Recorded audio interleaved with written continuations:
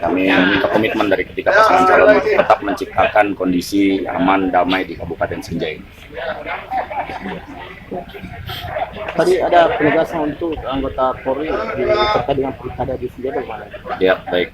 Kami dari Polri dibantu dengan Kodim dan bersinergi mengawal, mengamankan tahapan demi tahapan pelaksanaan pilkada.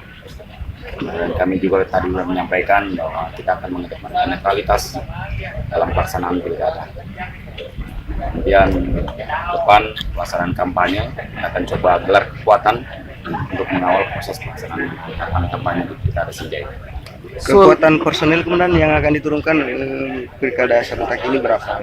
Ada beberapa kesatuan yang diturunkan, termasuk dari Polres sebanyak 327 personil, kemudian dari TNI di 1424 sebanyak 30 personil, kemudian dari Satuan Brimob kita coba BPKO dari 30 personil yang hadir, kemudian apabila kekuatan masih perlukan maka kami meminta kekuatan tenaga dari Kompi Santri.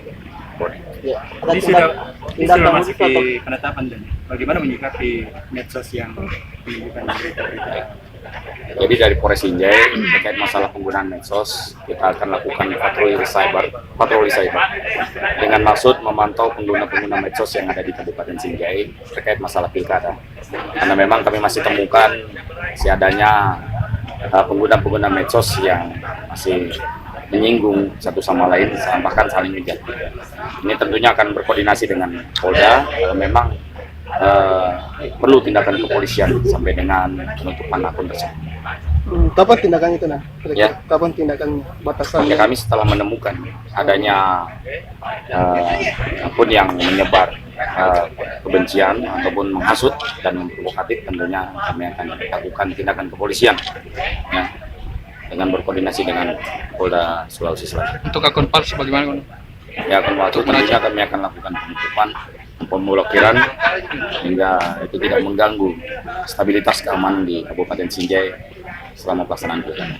Penegasan tindakan yang tindakan tegas yang diambil Bapak kepada apabila ada anggotanya diindikasi. Ya, baik, kami akan lakukan ketika anggota kami temukan pembelasan informasi yang kami akan melakukan penyelidikan kebenaran informasi tersebut. Kalau memang benar, kami akan lakukan tindakan tegas sesuai dengan prosedur yang berlaku. Isi surat penandatanganan deklarasi damai ini apa yang menjadi penekanan khusus itu?